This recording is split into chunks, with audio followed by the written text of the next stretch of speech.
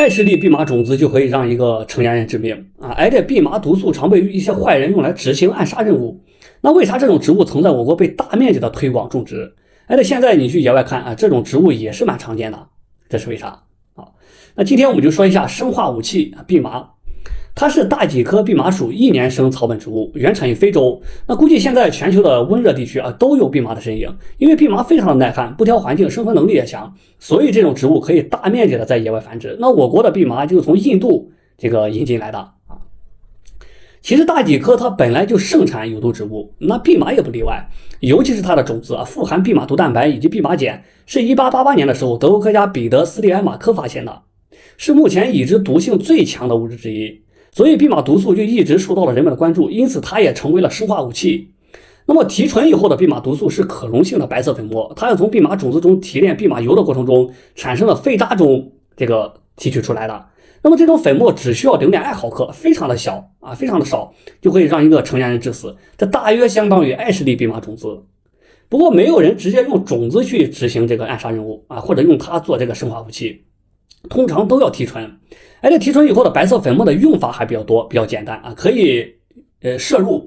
可以吸入，可以注射。当蓖麻毒素进入人体以后，会抑制蛋白质的合成，而且还会刺激细胞发生程序性的凋亡。那么在数小时内就会出现中毒的症状几乎无解。再加上蓖麻毒素相对容易提炼，也容易获取，所以它就成为了人们理想的生化武器。那在第一次世界大战中，美国就曾经考虑过使用蓖麻毒素作为生化武器，要么用它来填装子弹或者是炮弹要么用它来制造那种尘埃云大面积的扩散，让敌人吸入。那最后发现蓖麻毒素受热以后就会分解失去毒性，而且当时也没有抗毒剂如果你大面积扩散的话，难免会伤及无辜的，所以这两个想法最后都放弃了。那到了二战时期包括英国、法国、加拿大、美国的科学家又把蓖麻毒素捡起来，想让它在战场上发挥作用，但最后还是没有成功。再加上当时有了更好更致命的 A 型肉毒素，所以蓖麻毒素的局限性就导致了它不能在大规模的生物战中使用，只能成为小规模的或者是针对个人的攻击行为所以它就成为了坏人的暗杀武器。那比如历史上最典型的事件就是作家乔治·马尔科夫的死亡1978年的9月7号，马尔科夫在去英国广播公司上班的路上，被一位身份不明的外国男子用伞刺伤了腿部。当时觉得不要紧但是不到3天，马尔科夫就因为多器官的衰竭死亡。那结果发现在他的腿部有一个金属小球，里面就装有蓖麻毒素，这个东西肯定是用伞刺伤的时候被送进去的。由于马尔科夫是保加利亚的异议人士所以才遭遇了刺杀，遭遇了暗杀。在冷战结束以后，保加利亚的前情报部门的负责人才公开承认，刺杀马尔科夫的武器是毒气散枪那个时候专门设计的这种武器，里面有一个金属小球装有0.45毫克的蓖麻毒素。那么近些年来也有人想用蓖麻毒素来执行这个暗杀而且跟电影中的情节一样，他们会把蓖麻毒素涂在信件上因为人看信可能有这个动作那么这件事在美国其实还发生了好几次，那最后这些信件都被拦了下来。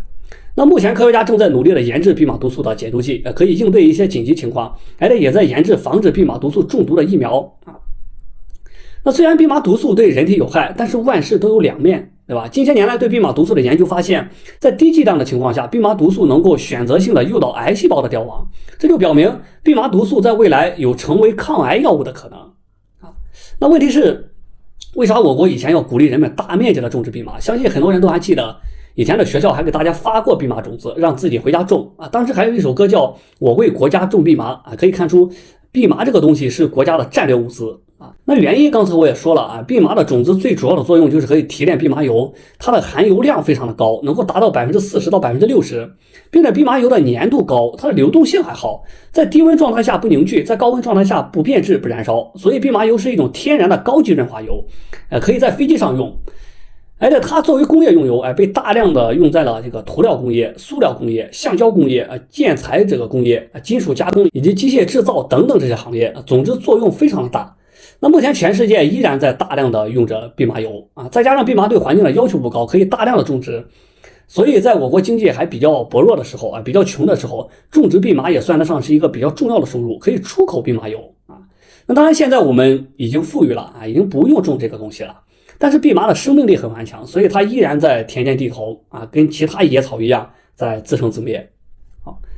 那今天的内容就到这里，我是理论科学，点个关注，一起学习有趣的科学知识，拜拜。